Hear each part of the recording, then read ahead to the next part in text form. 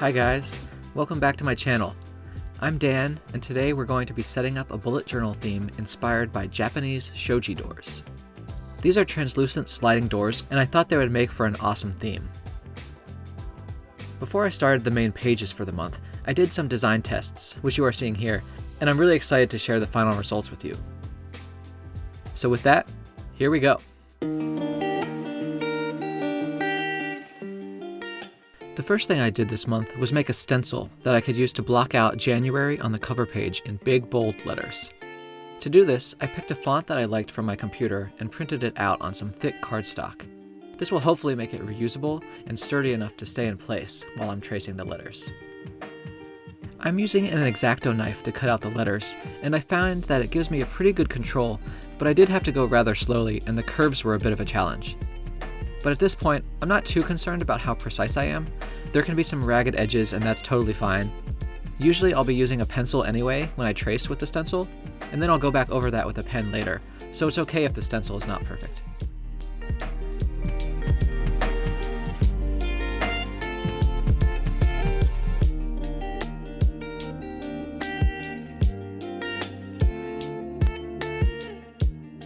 When I do bold lettering in my journal, I usually do a 3-step process. So the first step is I go in with a pencil and block out all the letters. Even when using a stencil like I am today, I find that using a pencil first gives you the chance to fix any problems you might encounter, play around with the design some, and really get a feel for the spread before committing to anything in pen.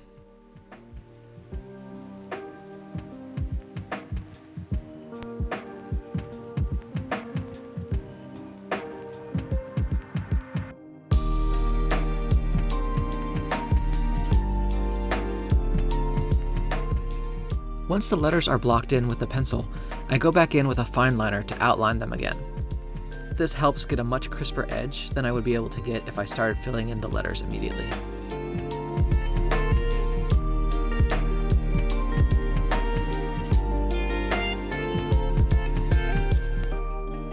And finally, the last step is filling in the letters with my Faber-Castell soft chisel pen.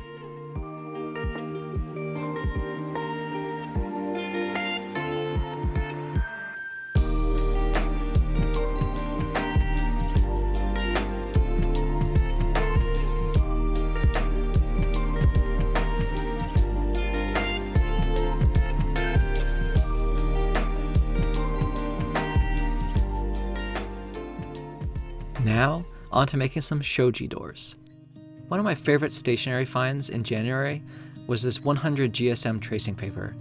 It's much thicker than most of the tracing paper I have used in the past, and it feels much sturdier. I love the aesthetic of the paper, and I have a feeling I'm going to be using it a lot in the future.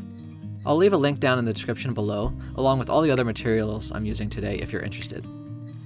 In the end, I decided to fold the paper in half to make each panel twice as thick, and it ended up being perfect for getting a nice translucent look to the doors.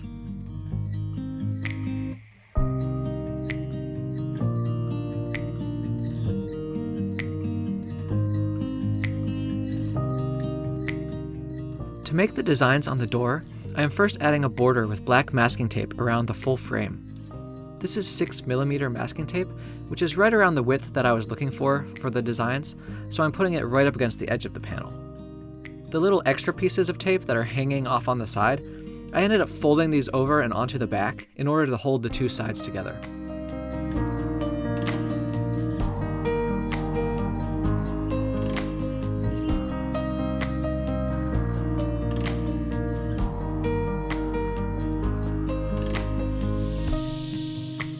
My favorite part of the process is adding the designs to the front of the door. When I was first brainstorming the theme, I wanted to get an idea of what kinds of designs were possible, so I did a bunch of rough sketches, just to experiment with different looks, different styles. And I came up with a lot of cool ideas, but in the end, I chose this one to be the main design for the cover page.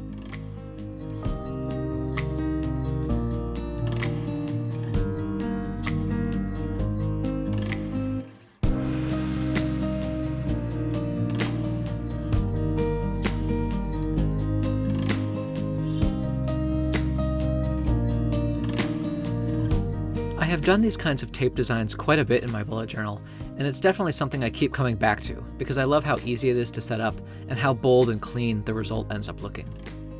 The tape is from my Etsy shop, which I've also linked down below, and it comes in these giant rolls so you get a lot of tape, which is very important when you use it as much as I do.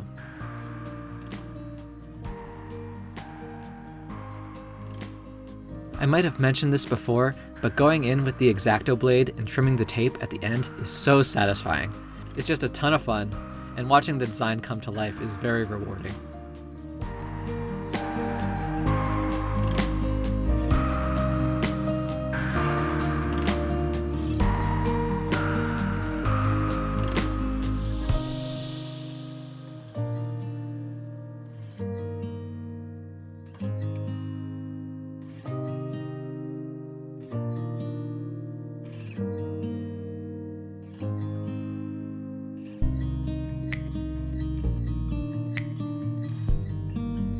The fronts of the doors are finished, but they aren't really shoji doors if they can't slide, so let's do it.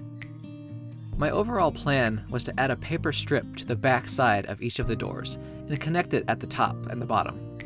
This makes a band that can then wrap around the page and slide back and forth. Going in, I knew I wanted to use a Dutch door layout for my calendar spread, so the excess paper was perfect for making the bands. I decided to put the band only on one side of the panels, so that when I was viewing the cover page, the doors could slide over to the left and cover more of January. If I had put a band on both sides of the door, or across the full back of the door, I would only have been able to slide the doors to the middle of the page.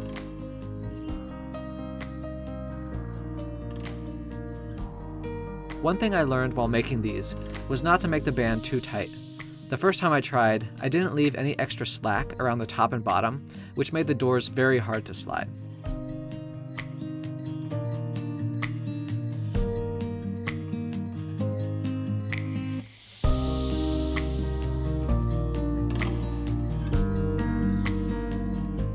You might be wondering why I chose two different widths for the bands. And the reason for that is, on the first band, I wanted to leave enough room so I could letter out January, and then it could become part of the second monthly calendar spread. For the second band, it's a little bit thinner so that it can nest underneath the first band.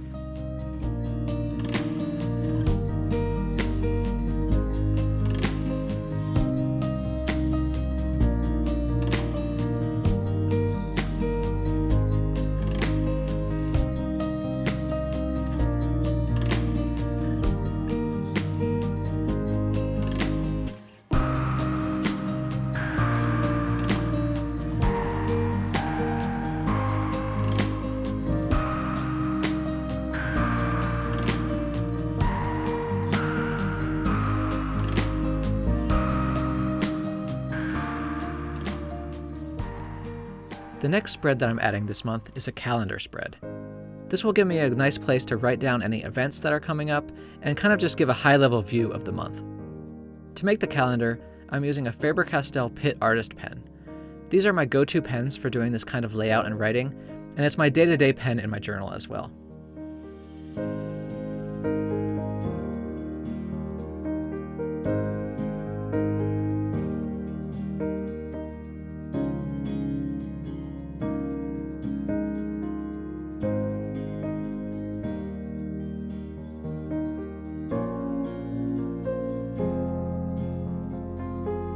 To add the title to the monthly spread, I decided to put January on the band.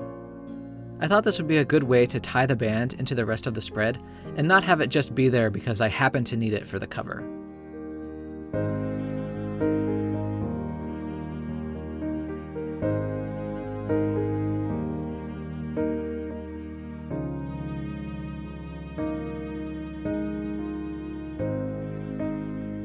So my main idea for the spread, and to tie it into the Shoji Door theme, was to have this translucent bar that spans all the way across the calendar and that can slide up and down.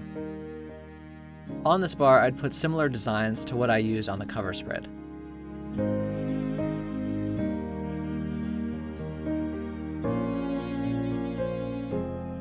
I used a very similar process for making these as I did on the cover page, with the exception that this was much smaller.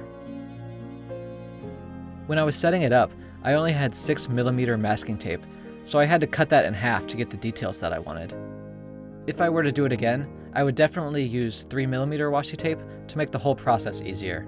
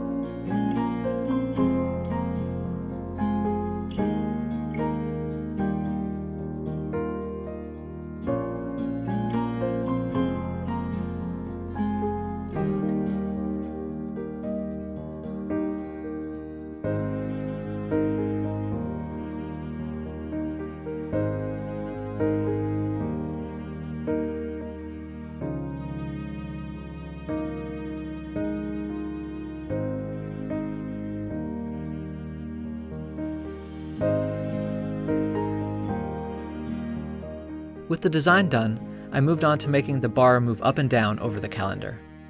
To do this, I'm adding 2 paper strips on either side of the spread that the translucent bar will be able to slide on.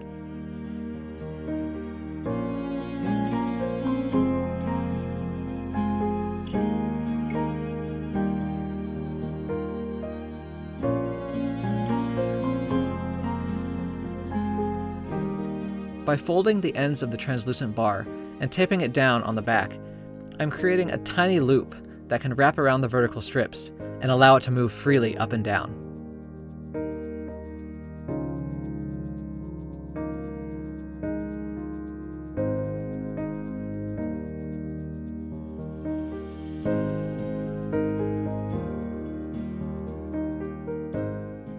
One thing I would recommend here is not to glue down the bottom of the strips until you have finished setting up both sides. I glued down the full right side first, which made working with the left side a little bit more challenging.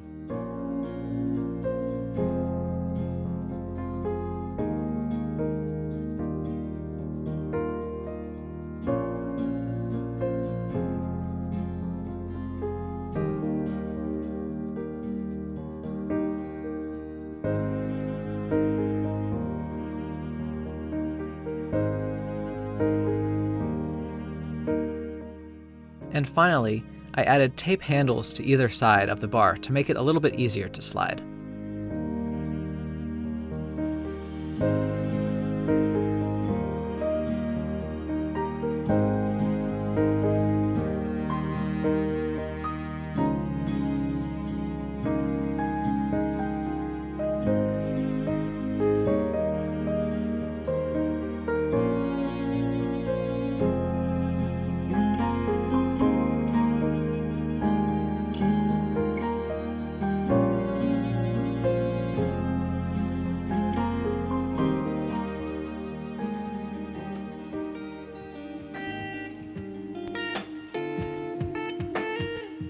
Behind the Dutch door, I will be setting up a goals page.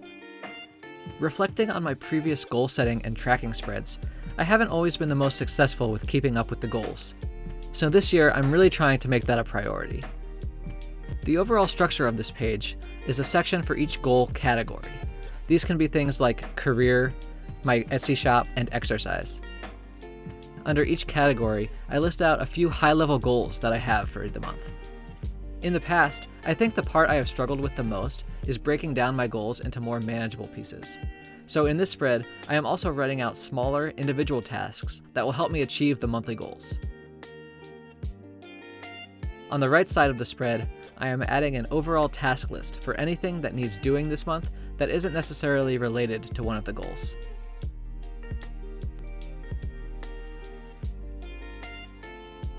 And with the task list blocked out, we are done with the Shoji Door monthly setup. I had a lot of fun making these designs, so I hope you enjoyed seeing the process and watching it all come together. Definitely let me know what you think in the comments, and be sure to like and subscribe to see more bold and minimalist bullet journal layouts. Thanks for watching, and I'll see you next time.